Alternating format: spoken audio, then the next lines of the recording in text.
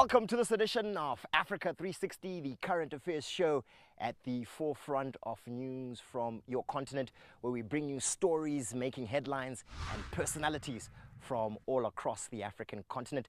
This week, we're coming to you from Shongwe in Mpumalanga, South Africa. This is the birthplace of adventurer Sibusiso Vilane.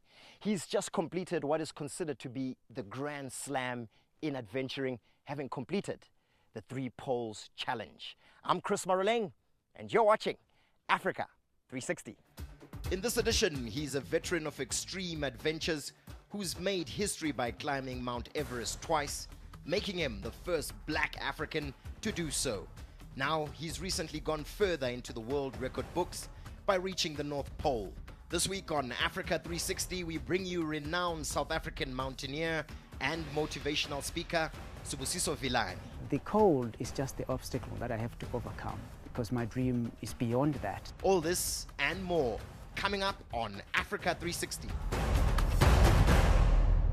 Well, Sibusiso Vilane is now considered to be one of the world's leading adventurers. And this is mainly due to the fact that he's been able to climb the highest mountains on 7 continents. But before we talk to this phenomenal man who's achieved so much, let's take a look at some of his achievements in this profile.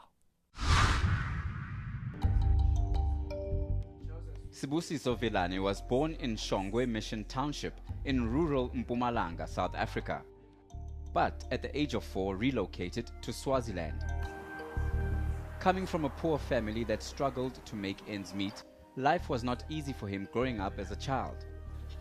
After a stint as a laborer and drawing on his experience as a cattle herder, Sibusiso began his working career as a game ranger in Swaziland in 1993. He began climbing in 1996, summiting peaks in the Drakensberg. But it was his historic meeting with the former British High Commissioner to Swaziland, John Doble, in 1996 that marked a turning point in his life. John Doble, whom he describes as his mentor, developed his interest for climbing, and since then he has never looked back. In 2005, Vilane made history by becoming the first black African to successfully summit Everest from both sides.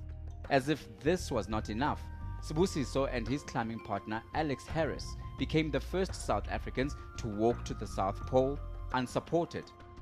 Another remarkable feat. If he is not embarking on expeditions, Vilane spends time with his family. The big problem is when he's not at home, it's very hard because anyone want to be with him.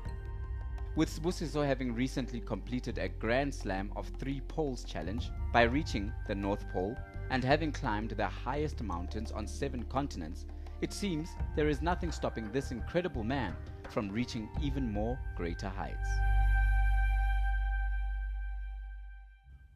Well, that's a really amazing profile of a man who's gone to places where I suspect that even angels fear to tread. But joining me right now in this very scenic location is the man, the legend himself, Mr. Vilane. Thank you so much for joining us on Africa 360. Thank you very much for having me. So tell us, what got you into this unusual profession of becoming an adventurer and an explorer?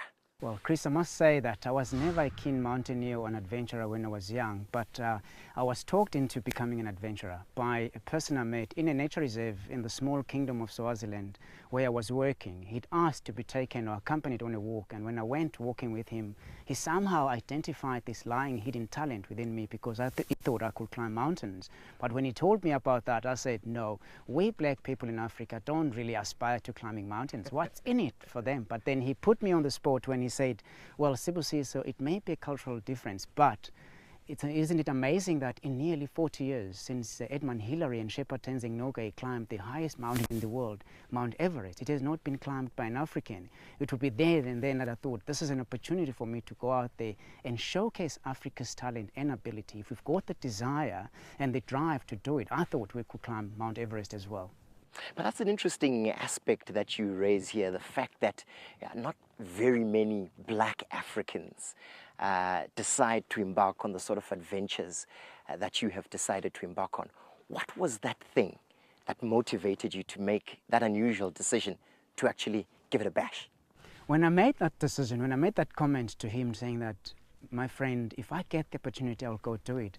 The big thing for me was the self-belief, the inner self-belief that I myself had what it takes to do it, and that was the key, and that is what got me to actually summit the mountain itself. Self-belief is the key, and nothing beats that. If you've got that within you, you can almost go out and conquer the near impossible like I've done. Well, you talk of summiting Everest, but certainly that was the end state. There were a lot of things that must have happened before.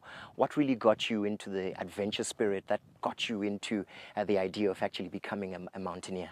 I agree with you 100% on that, Chris. I think you've got to find the what's in it, and that takes a long process. So that process for me would be to get invited by John Doble to go with him, and we hiked a lot in Malolocha, and he would invite me to go with him and hike in the Drakensberg, a beautiful mountain range we have in South Africa. But then in 1999, he sponsored me to go and climb Africa's highest mountain, Mount Kilimanjaro. You can imagine the feeling standing on the roof of Africa at sunrise, and you're looking at Africa when it is at your feet. That was so inspiring. So that is how it all started. And it was the journey to even thinking that actually, in a true sense of it all, I can be able to go out and embark on a big mountain climbing, which was Mount Everest. Amazing. And in between then, there were a lot of other major achievements. Do you mind telling us a little bit about what those sacrifices were, but more importantly, what your adventure journey, where you had to go before you actually reached Everest? Well, that's very interesting enough, because I think when I look back, I said, well, climbing the mountain physically was just a formality, but the mountains I had to climb before was getting the funding, the sponsorships, and having to go and train. And then where do you train in Africa anyway, particularly here where I grew up? There's nowhere else, and that's why when I go overseas and I talk to people saying that I come from Africa, they say, well, there's no mountains in Africa, where do you climb? So that was the challenge and the process, but I needed to go and get funding. Well, people were very kind to sponsor. It takes a big amount of money to climb Mount Everest. For one person, you're looking at between $40,000 and $6,000. So that is near impossible to really afford. But then the company that was doing the logistics were not happy with my experience. Well, I couldn't blame them. Anyway, I had no experience at all except having walked up the Drakensberg and Kilimanjaro. So they said I must go and climb in the Himalayas. 3 mountains I attempted in 2002. Now you're saying 2002 and then 2003 you're going to climb a big mountain, Mount Everest. They see you as a joke. But that was it for me, and I opened my heart to learning things, and I thought I was a very quick learner, a good learner, because in the 30 days I spent in the Himalayas, I thought I'd acquired the skills and whatever I would need to summit Mount Everest, and hence we say the rest is history, as they say.